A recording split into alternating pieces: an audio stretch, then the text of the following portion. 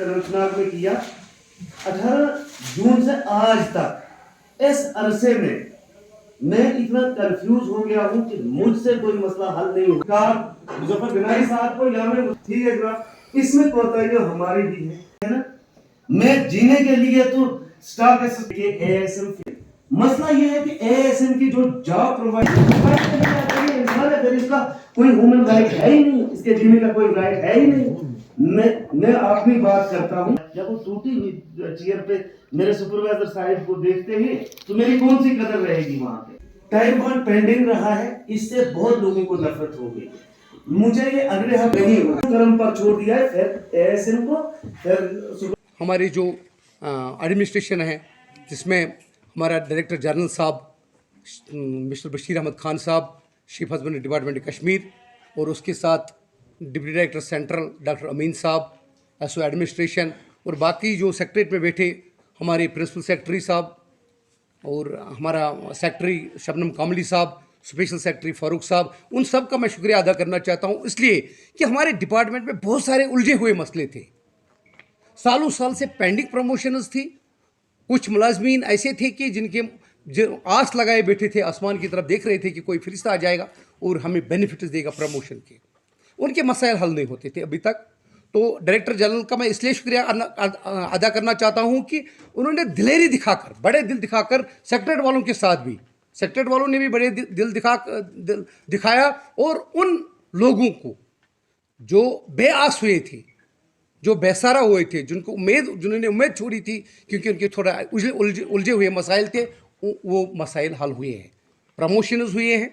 اور پچھلے بار time bound promotion 110 کی پروموشن بھی ہوئی ہے.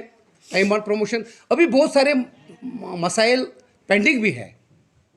ابھی 100 سے اوپر ہمارے time bound promotion, time bound کے کیسز پینڈنگ ہوئے ہیں, اس پر بھی ابھی چل رہا ہے. شاید وہ بھی انشاءاللہ عنقریب بھی حل ہو جائیں گے. تو یہ مسائل انہی پر ہوا, یہ میٹنگ جو ہے انہی پر ہم نے بات کیا, ڈسکشن کی ہے.